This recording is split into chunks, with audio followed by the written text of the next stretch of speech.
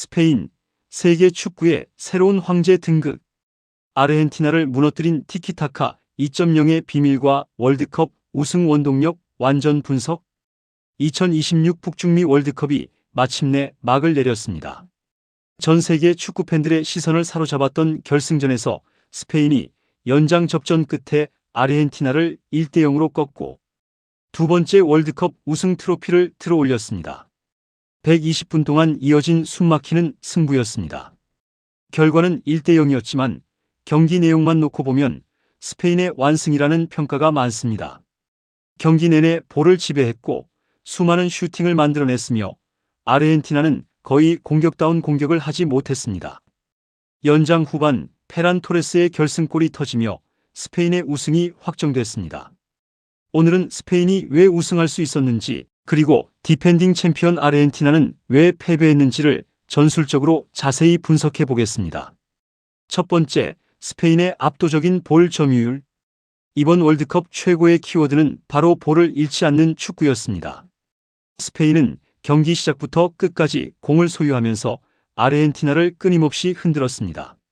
중원에서는 로드리가 경기의 템포를 완벽하게 조절했고 페드리와 가비가 짧은 패스로 공간을 만들었습니다. 특히 라민 야말은 오른쪽 측면에서 끊임없이 드리블과 돌파를 시도하며 아르헨티나 수비를 무너뜨렸습니다. 과거 바르셀로나의 티키타카가 단순한 패스 축구였다면 이번 스페인은 빠른 전환, 강한 압박, 측면 돌파, 침투 패스까지 더해진 업그레이드된 티키타카를 완성했습니다. 공격 속도는 훨씬 빨라졌고 상대가 숨 쉴 틈조차 주지 않았습니다. 두 번째, 세계 최고 수준의 압박 축구. 스페인은 공을 빼앗기는 순간부터 전원이 압박에 들어갔습니다. 이를 현대 축구에서는 게겐프레싱이라고 합니다. 공을 잃고도 5초 안에 다시 빼앗는 능력이 매우 뛰어났습니다. 아르헨티나는 후방에서 제대로 빌드업을 하지 못했고 메시에게 연결되는 패스 자체가 크게 줄었습니다.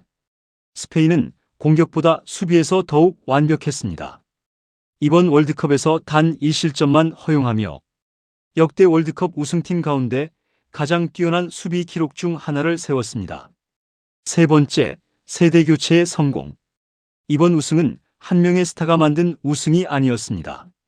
로드리, 페드리, 라민 야말, 니코 윌리엄스, 쿠쿠렐라, 페란 토레스 등 젊은 선수들이 각자의 역할을 완벽하게 수행했습니다. 특히 라민 야말은 이번 대회 최고의 스타로 성장했습니다. 폭발적인 스피드와 창의적인 패스로 경기 흐름을 바꾸는 능력은 이미 세계 최고 수준이라는 평가를 받고 있습니다. 네 번째, 벤치의 힘. 결승골의 주인공은 선발이 아닌 교체 선수였습니다. 연장전에 투입된 페란 토레스는 체력이 떨어진 아르헨티나 수비를 집요하게 공략했고 결정적인 순간 침착하게 마무리하며 우승을 완성했습니다. 최근 축구에서는 선발 11명보다 교체 카드가 더욱 중요합니다. 스페인은 마지막까지 경기력을 유지할 수 있는 두꺼운 선수층을 갖추고 있었습니다. 그렇다면 아르헨티나는 왜 패했을까?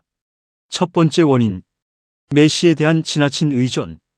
39세의 메시는 여전히 뛰어난 선수였습니다. 그러나 스페인은 메시 한 명만 철저히 봉쇄하면 된다는 전략을 세웠습니다.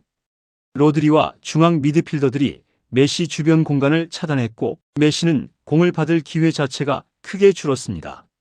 결국 아르헨티나는 메시 중심의 공격에서 벗어나지 못했습니다. 두 번째 원인, 너무 수비적으로 나선 전술. 아르헨티나는 초반부터 수비 숫자를 늘려 버티기에 집중했습니다. 물론 스페인의 공격력을 고려하면 이해할 수 있는 선택이었지만 너무 일찍 내려앉으면서 경기 흐름을 완전히 내주고 말았습니다. 공을 계속 빼앗기다 보니 수비는 지쳤고 공격은 실종됐습니다. 세 번째 원인, 중원 싸움 완패. 현대 축구는 결국 미드필더가 지배합니다. 로드리가 중심을 잡은 스페인은 중원을 완벽하게 장악했습니다. 반면 아르헨티나는 압박에 밀려 패스 연결이 자주 끊겼고 공격 전개가 원활하지 않았습니다. 네 번째 원인, 퇴장이라는 악재. 연장전에서 엔소 페르난데스가 퇴장을 당하면서 아르헨티나는 수적 열세에 놓였습니다.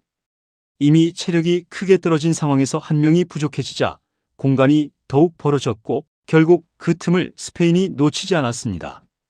이번 대회는 단순한 우승 이상의 의미를 남겼습니다.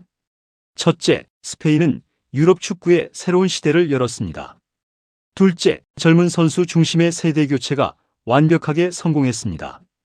셋째, 현대 축구에서 조직력과 압박이 개인기보다 더 중요한 시대가 되었음을 보여주었습니다. 그리고 마지막으로 메시 시대가 저물고 라민 야말을 중심으로 한 새로운 시대가 시작됐다는 상징적인 월드컵으로 기억될 것입니다. 결승전 스코어는 1대 0이었습니다. 하지만 경기 내용은 단순한 한 골차 이상의 차이를 보여주었습니다. 스페인은 기술, 조직력, 압박, 체력, 전술, 선수층 등 모든 면에서 한 단계 앞선 모습을 보였고 결국 세계 정상에 올랐습니다. 이번 우승은 우연이 아니라 철저히 준비된 축구가 만들어낸 결과였습니다. 여러분은 이번 결승전에서 가장 인상 깊었던 장면이 무엇이었나요? 또 앞으로 세계 축구를 이끌 차세대 스타는 누구라고 생각하시는지 댓글로 함께 이야기 나눠보시기 바랍니다. 시청해주셔서 감사합니다.